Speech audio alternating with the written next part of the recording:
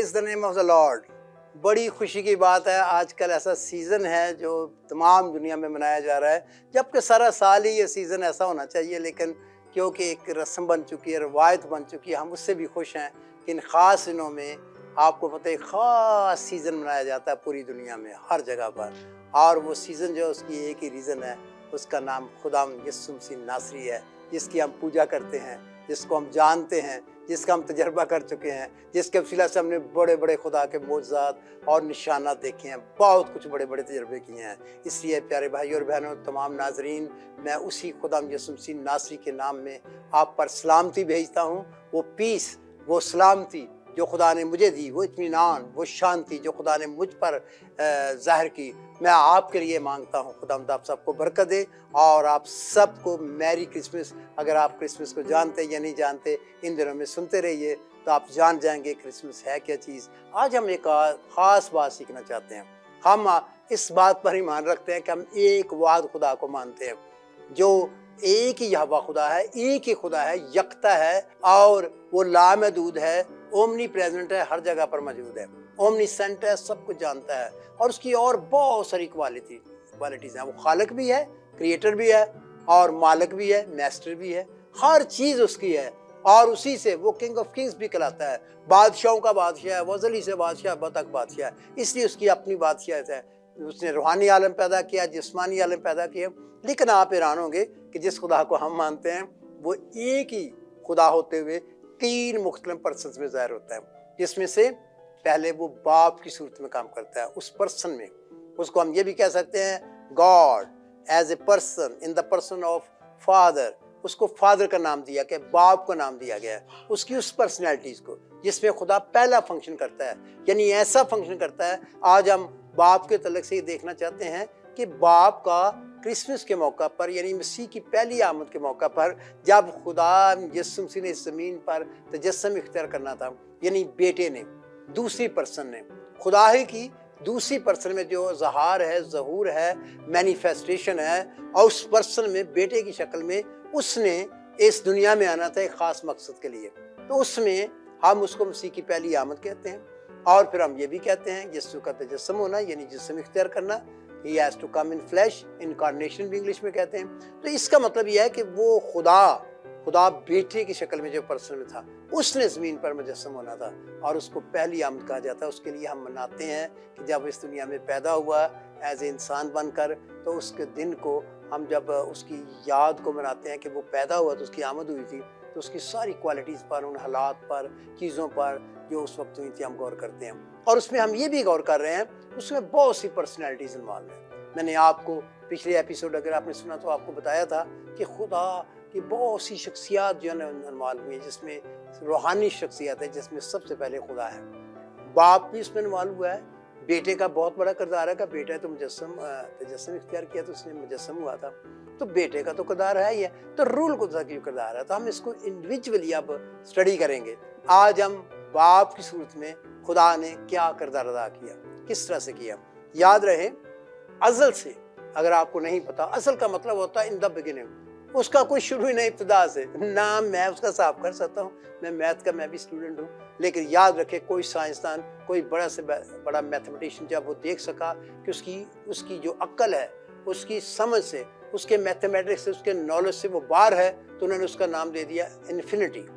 अब इन्फिनिटी का मतलब है पास्ट में, माजी में हमें पता नहीं है कि ये कायनात का शुरू कब हुआ था, क्या हुआ था, कितने ये क्रिएशन हुई थी, या उससे पहले क्या था, किसी को पता नहीं। लेकिन खुदा का शुक्र हो कि रूल कुद्स के वसीला से खुदा ने अपने इंसानों पर ज़ाहिर किया, और उन्होंने रूल कुद्स की तरीके से खुदा के रूह ने उन्हें बताया, और उन्होंने ये किताब की शक्ल में हमारे लिखा। और उसमें से हमें ऐसे पॉइंट्स मिल जाते हैं जिससे हमें समझ आ जाती है कि शुरू में क्या हुआ था। खुदा जब कुछ भी नहीं था, ना रूहानी आलम था, ना जिस्मानी, there was no spiritual realm, there was no physical realm. तो कोई भी दुनिया नहीं थी, और कुछ था नहीं तो कौन था?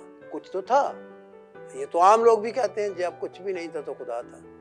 तो याद रखें कि खुदा की हस्ती जो ना, उसका जो बिगिनिंग कोई नहीं है, इसलिए उसको अज़ली कहते हैं, फ्रॉम द वेरी बिगिनिंग। मतलब बिगिनिंग तो है ही नहीं थी, क्योंकि हमें जब उसका नॉलेज मिलना शुरू हुआ खुदा का, तो फिर हमें कुछ थोड़ा सा उसका पता लगता है। तो हम जानते हैं कि खुदा एक ही था, लेकिन खुदा के अंदर 3% में शुरू से ही, अजल से ही उसका ज़हार था। इसलिए हम सबसे पहले जो सीखना चाहते हैं कि बाप अजली है, अजल से है, उसका कोई नहीं बता सकते कब था। दूसरी बात, वो लामहदूद था, इन्फिनिट, अनलिमिटेड, उसकी आप हद नहीं मुकर्रर कर सकते, इसलिए उसकी ये बहुत बड़ी खूबी है।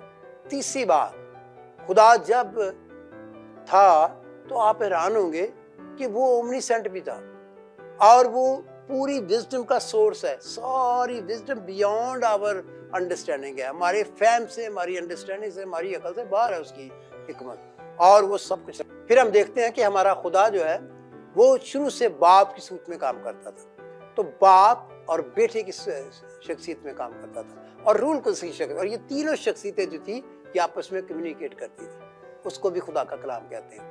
ये जो बाप बेटे रूल को उसने आपस में बात की ना, जो कि अभी किसी को पता नहीं और हमें भी नहीं पूरा पता, लेकिन कहा जाता है कि जब हम बाइबल पढ़ते हैं तो हमें ऐसे छोटे छोटे पॉइंट्स मिलते हैं जिससे हमें क्लियर हो जाता है कि बाप और बेटे और रूल को उसने कोई बातचीत की होगी। क्योंकि जब अजल से ज़बा किया बरे का जिक्र आता है कि ज़बा किया अजल से ज़बा, अजली खुदा, अजली रूह, तो जब हम ये बातें सुनते हैं खुदा की ज़िंदगी के तल्लुक से, तब हमें पता लगता है कि इब्तिदा और खुदा के बंदे ने जब रूह कुद्दूस ये खोला तो हम पढ़ेंगे तो कैसे वो कहता है, तो इससे क्या पता लगता है? इसका मतलब है शुरू ही से बाप भी मौजूद था, बेटा भी मौजूद था, रूह कुद्दूस भी मौजूद था, यानी ये तीनों पर्सन में खुदा की मैनिफेस्टेशन थी।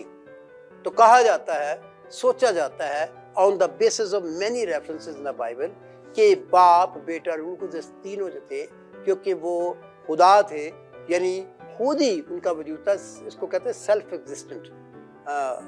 तो उर्दू में उसका मुश्किल सा लफ्ज़ मुझे भूल गया, जिसका मतलब वजूद उसका अजली था, तो वो वजूद रखता था, उसके लिए कुछ जरूरत नहीं थी कि वो वजूद में आता। अगर वो वजूद में आ जाता फिर वो खुदा नहीं, अगर उसका बिगिनिंग है तो वो सेल्फ एग्जिस्टेंट है, पहले से मौजूद है, और उसकी जो ज़ात है वो पहले से मौजूद है, वो रूहानी बीइंग है, रूहानी शख्सियत है। अब खुदा ने सोचा कि अगर हम क्रिएशन नहीं करते तो उन्होंने क्रिएशन बनाई, खुदा ने क्रिएशन बनाई, उन्होंने सोचा कि हम क्रिएट करें कुछ, उन्होंने रूहानी आलम, क्योंकि खुद रूहानी शख्सियत थी, उसने रूहानी आलम बनाया, और स्पिरिट रैलम जब बनाया तो उसमें जितनी चीज़ें बनाई वो रूहानी थी, फरिश्ते रूहानी थे, उसमें हर चीज़ का जो हम देखते हैं रूहानियत में वो सारी रूहानी चीज़ें थी, और वहाँ पर बहुत कोई मैं उसकी डिटेल में नहीं जा सकता क्योंकि रूहानी आलम जो है बहुत बड़ा है, उसके मतलब पूरी मेरी स्टडी है, लेकिन बहुत बड़ी स्टडी है, तो मैं आज उसको बयान नहीं कर रहा, मैं सिर्फ आपको इशारे दे रहा हूँ। बाप बेटे और रूह उसने मिलकर ये सलाह की कि हम क्या करते हैं, रूहानी आलम बनाते हैं, ताकि कोई क्रिएशन हो, जैसे फरिश्ते हैं, चीज़ें हैं, उसका जलाल ज़ाहिर करे।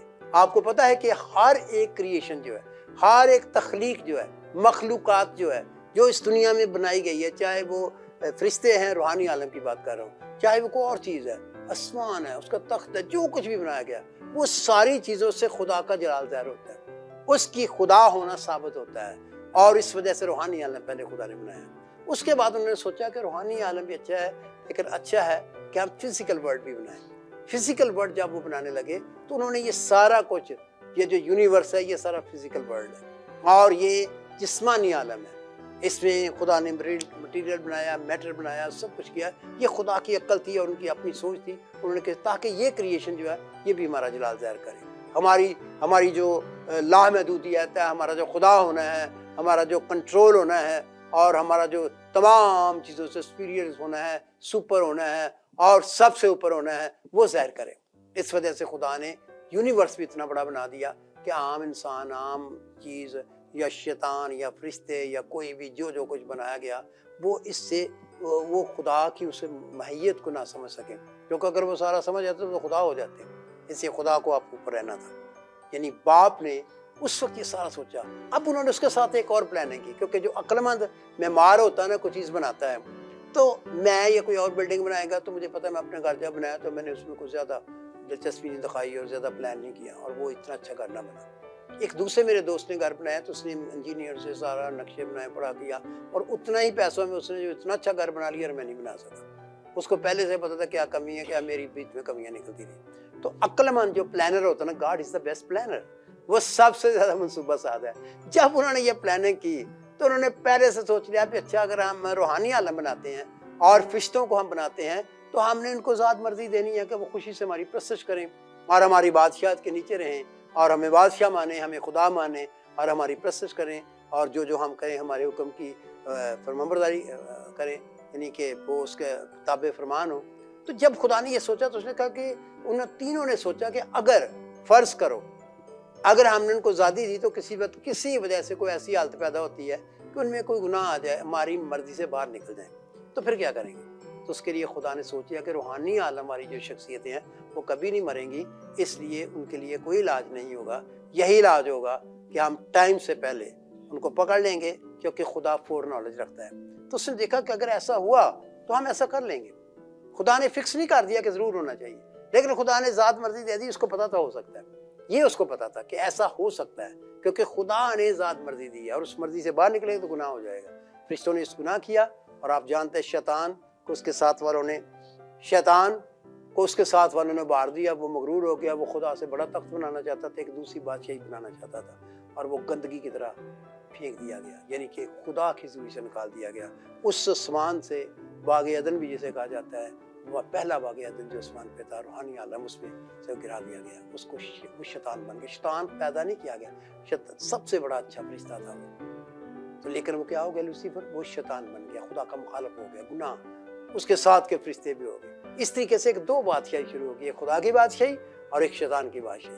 तो हमने देखा कि ये पहले से उनके प्लान था। फिर खुदा ने कहा कि अब जब वो इंसान उसने ज़मीन बनाई तो उसने कहा मैं ज़मीन को इससे जब ख़राब कर दिया था पहली ज़मीन को, तो फिर खुदा ने उसी को रीफॉर्म किया, दोबारा किया और उसको बनाकर हमें पैदाइश के पहले बाब से बताया इब्तिदा में खुदा ने आसमान और ज़मीन को बनाया। ये पहले आसमान और पहली ज़मीन की बात हो रही है, लेकिन ज़मीन पर क्योंकि शैतान को भेजा गया, इसने तबाही फेर दी और हम देखते हैं कि वो तबाही जो थी, पानी मौजूद था, मिट्टी मौजूद थी, गिराव मौजूद थे, क्रिएट नहीं करने की जरूरत थी और उसमें बड़ा कुछ कहते डायनासोर तो पता नहीं क्या क्या उस ज़माने के होंगे। जो पहली ज़मीन होगी हमें नहीं पता, मैं उसकी साइंस में नहीं जाना चाहता, मैं सिर्फ आपको बताना चाहता हूँ कि ये हुआ था। उसके बाद क्या हुआ, उसने कहा हम इस ज़मीन को दोबारा रिफॉर्म करके हम इसमें इंसान बनाएंगे और इंसान को अपनी शक्ल पर बनाएंगे और वो मिट्टी से बनाया जाएगा और उसके क्या क्या उसको भी आज़ादी देंगे और उसको कहेंगे कि मेरी फरमाबरदारी कर, मेरी बात ये मेरा नुमाइंदा बन के इस ज़मीन पर हुक्मरानी कर, और शैतान उसकी ताकतों को शिकस्त दे। लेकिन वो आदम भी गिर गया और उन्होंने सोच लिया कि क्या होगा। अज़ल से उन्होंने प्रोग्राम बना लिया था। यस्सु की इस दुनिया में आमद कोई एकदम अचानक नहीं हो गई, ये अज़ली काम है। बाप बेटे रूल को उसने पहले से सोच लिया था प्लानिंग में कि अगर आदम ने गुनाह किया तो कोई कामिल आदमी उसका हमने एक रूल बनाया। खुदा के प्रिंसिपल है ये रूहानी आलम का जिंदा खुदा का प्रिंसिपल है। कोई दुनिया की ताकत से चैलेंज नहीं कर सकती, क्योंकि बादशाह जो कानून बना देते थे दुनिया के भी मादी फारसी खास तौर पर बदल नहीं सकते थे। तो खुदा है, लामहदूद है, क्रिएटर है, खालिक और मालिक है, तो हम कौन उसको चैलेंज करने वाले। उसने ये कानून बनाया कि उसके लिए, क्योंकि उसमें खून होगी, उस खून में जान होगी, उसमें रूह जान बदन रखा जाएगा और उसका बदन होगा मिट्टी का और उसमें जान होगी और खून में जान होगी और फिर उसमें रूह होगी। तो हमने अपनी शक्ल पे बनाया है। लेकिन अगर वो गुनाह करे तो फिर क्या होगा, नाफरमानी कर जाए तो ऐसे ही आदम गिर गया। लेकिन प्लान पहले से हुआ था। खुदा ने वहां पर किया कि अब क्या करेंगे अगर कामिल इंसान ना हुआ, एक कामिल बर्रे की जरूरत है। ये खुदा का असूल है, ये उसकी शरीयत है, बगैर खून बहाए माफी नहीं, और वो खून पाक और बेऐब शख्स का होना चाहिए। तो अजल से अभी तो कुछ हुआ, वजूद में कुछ नहीं आया। अभी मैं आपको बता रहा हूँ, बाप बेटे रूल कुछ तीन शख्सियतों ने आपस में क्या सलाह की। उन्होंने कहा कि क्या होगा। यस्सु ने बेटे ने कहा, उस वक्त उसको शायद नाम यस्सु ना हो, लेकिन बेटा कहलाता था, वो खुदा था उस पर्सन में। उसने कहा बाप मैं जाऊंगा, और खुदा ने कहा यस, क्योंकि मैं इंसानों को प्यार करता हूँ, उनकी निजात का मैं इलाज करूंगा, क्योंकि वो परमानेंटली याद रखे जिंदा नहीं रह सकते, वो मर जाएंगे। जैसे गुनाह करेंगे उनकी मौत आना शुरू हो जाएगी, इसलिए उनके लिए मैंने इलाज करना है। और उनको मैंने प्यार किया, उनको अपनी शक्ल में बनाया। तो उनके लिए उसने सोच लिया कि मेरा बेटा खुदा यस्सु मसीह जिसको हम कहते हैं वो खुदा का बेटा है। तो खुदा ने खुद का बहुत मान लिया, खुदा ने खुद का ये मेरा प्यारा बेटा है। तो उसको उन्होंने सलाह कर ली थी कि जब यह होगा, तो जब वक्त पूरा होगा, तो खुदा ने अपने बेटे को, बाइबल में सब पे लिखा हुआ है, वक्त पूरा हुआ, खुदा का एक टाइम था। और जैसे आदम गिरा तो उसको पहले मुकाशफा दिया इंसान को, आदम से लेकर मैं यूना बपतिस्मा देने वाला था मसीह के आने तक। उन्होंने इसकी तैयारी की, एक शरीयत थी, उन्होंने ये मुकाशफा दिया बगैर खून बहाए माफी नहीं है, और कुर्बान होगा एक बर्रा आकर, खुदा का बर्रा आएगा, वो कामिल होगा। तो इसलिए आदम को भी जब उससे निकाला गया आदम से, तो उनका इलाज बताया गया कि उनको चमड़े के कपड़े बनाएंगे, पहली कुर्बानी खुदा ने खुद करके दिखाई और उसके बाद उन्हें सिखाया कि तुम उस बर्रे का इंतजार करो, और वो कुर्बानियाँ देते थे। यीशु का ज़मीन पे आना कोई ऐसा छोटा सा मैटर नहीं है, ये कोई आम सा नहीं, आम बंदों की तरह सारे आते हैं तो वो भी आ गया, नहीं, वो एक बड़े ज़बरदस्त प्लान के साथ आया। पहले आदम जो मिट्टी से बनाया गया था, खाक से बनाया गया था, उसके गुनाह में गिरने के बाद उसके इलाज के लिए खुदा ने कहा था मैं अपने बेटे को भेजूंगा। इसलिए तो ये बात है। तब फिर खुदा ने क्या किया है, आइए हम बाइबल से पढ़ते हैं खुदा करता क्या है। खुदा ने ये यीशु की पैदाइश को चुटका सा मैटर नहीं है आम लोगों की, कोई इससे मुकाबला नहीं। पूरी दुनिया में आज तक जितने बादशाह हैं, जितने तारीखदान हैं, साइंसदान हैं, वो बना लें बड़ी से बड़ी चीज़ें, लेकिन रूहानी तौर पर यीशु मसीह से ज़्यादा कोई ना को पाक गुजरा, ना को बेगुनाह गुजरा है, ना कोई ऐसा शख्स आया जो इस दुनिया में कैसे मैं परफेक्ट हूँ। हाँ, उसका नॉलेज अच्छा हो सकता है, उसने जहाज़ बना दिया, उसने बड़े बड़े आजकल एटम बम बना दिया, फलाम बना दिया, और उनमें से बहुत से लोग ईमानदार थे जो खुदा को मानते थे। खुदा ने उनको ताकत और अकल बख्शी, खुदा ने इंसान को भी हिकमत दी। ये दुनियावी चीज़ें करने के लिए बहुत कुछ कर सकता है, रूहानी तौर पर भी शैतान के साथ मिलकर कुछ कर सकता है, लेकिन आदम जो है और इंसान जो है वो सब कुछ नहीं कर सकता था। एक कामिल इंसान की ज़रूरत थी जो खुदा की मर्जी को पूरा करने के लिए वो पूरा उतरता। हालेलुया, हम खुदा का शुक्र करते उसके प्यार के लिए। आइए कुछ पढ़ ले ताकि अब बाइबल के आप कहिए जो बातें आप करें उसको बाइबल में नहीं चाहिए। खुदा अज़ल से अब हुआ क्या है, खुदा ने क्या किरदार अदा किया। खुदा ने नंबर 1 उसका जो इजहार किया गया जब यीशु मसीह आया है।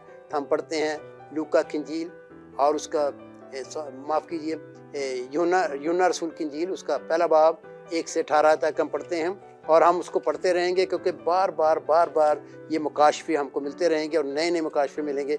अब हम इसको समझेंगे खुदा ने क्या किया। यूहन्ना रसूल की इंजील उसका पहला बाब पहली आयत से 18 तक पढ़ेंगे। इब्तिदा में कलाम था और कलाम खुदा के साथ था और कलाम खुदा था।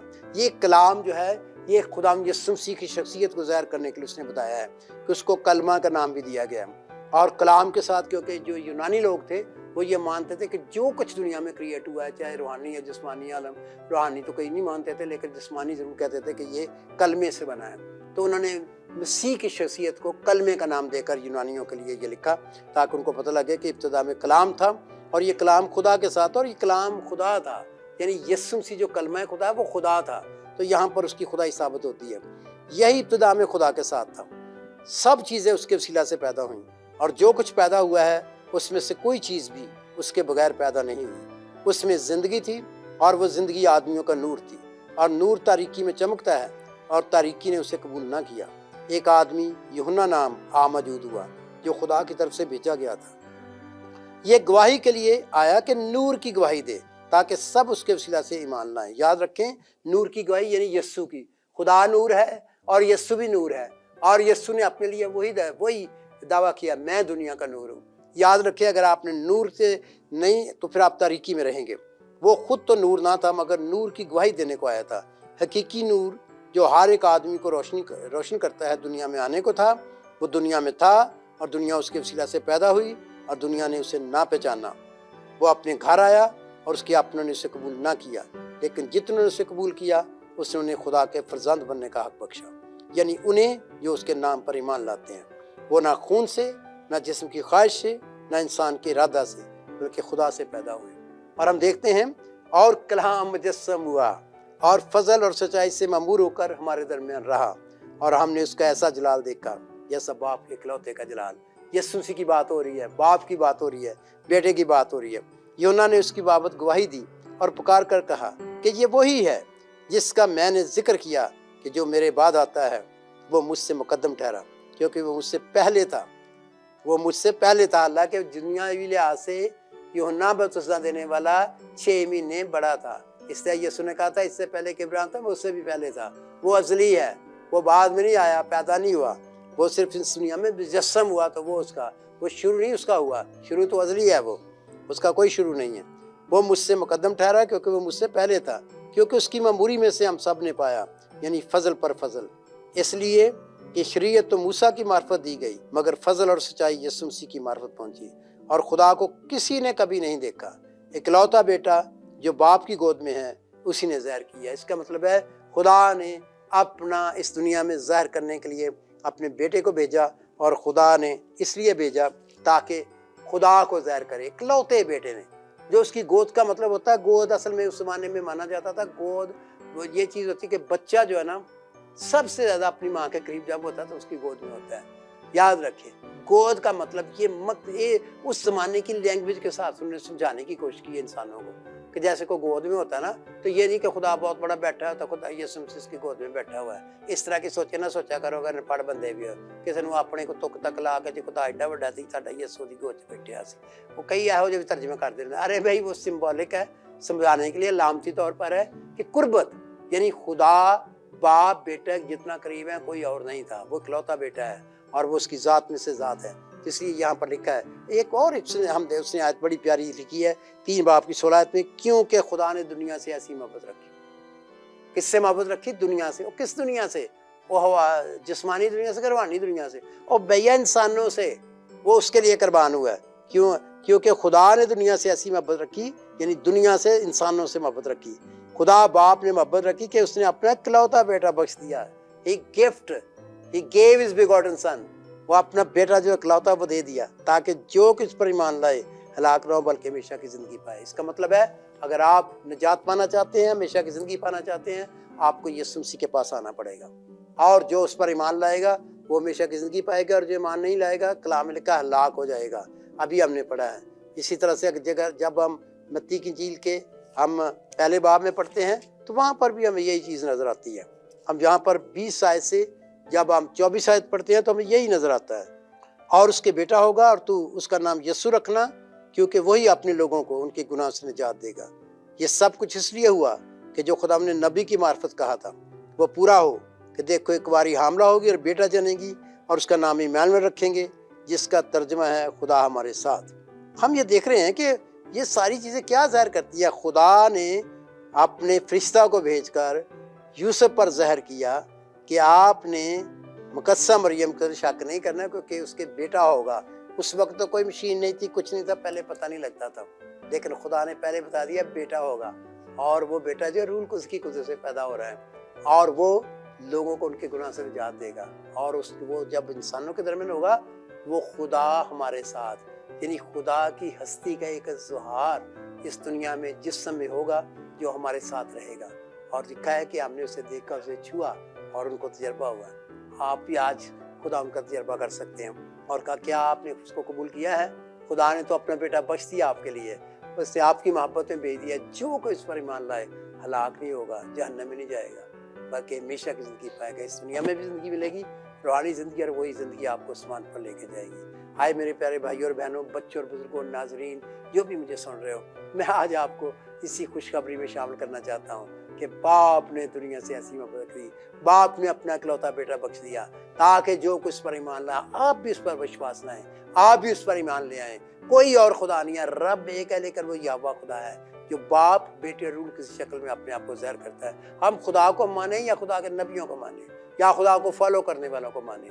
आप बताएं, खुदा को मानना ज़्यादा इंपॉर्टेंट है या इंसानों को मानना जिनके वसीला से? फ़र्ज़ करो कई लोग जो है ना वो इंसानों को पूजना शुरू कर देते हैं। फ़र्ज़ करो कोई एलिया को पूजना शुरू करते, कोई मूसा को पूजना शुरू करते, कोई कहता है जी फलाना बंदा आया था, खुदा इस दुनिया में आया था, बड़ा अच्छा था, नेक था, बड़ा लीडर था, फलाना था, उसको मानना शुरू कर देते हैं। याद रहे नहीं, आपने यीशु मसीह पर ईमान लाना है, खुदा पर। वो जो इंसान आया था वो इंसान कामिल इंसान था वहाँ, और वो खुदा था जो मुजस्सम होकर इस दुनिया में आया। उसने अपना उतार लिया हमारी खातर, वो हमारी खातर मसलूब चला, उसने खून बहाया ताकि उसको कबूल करें, और जो कि उसको कबूल करे हलाक नहीं होगा बल्कि हमेशा की ज़िंदगी पाएगा। और इस वक्त करोड़ों के हिसाब से गवाह हैं, बल्कि अरब तक भी शायद हो जाए। पूरी दुनिया में गैर मसीहों में भी ऐसा हो रहा है। यीशु मसीह नज़र आ रहा है, उनको नज़र आ रहा है।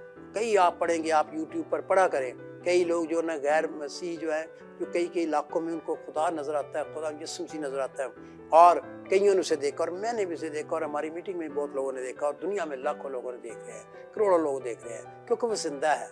हम जिंदा को माने या मुर्दा को माने, क्योंकि वो मौत और कब्र पर फतह पाके आपके लिए जिंदा हो चुका है और वो आपके लिए मौजूद है। वो आपका लिए निजात का इंतजाम करने आया था ताकि हलाक ना हो।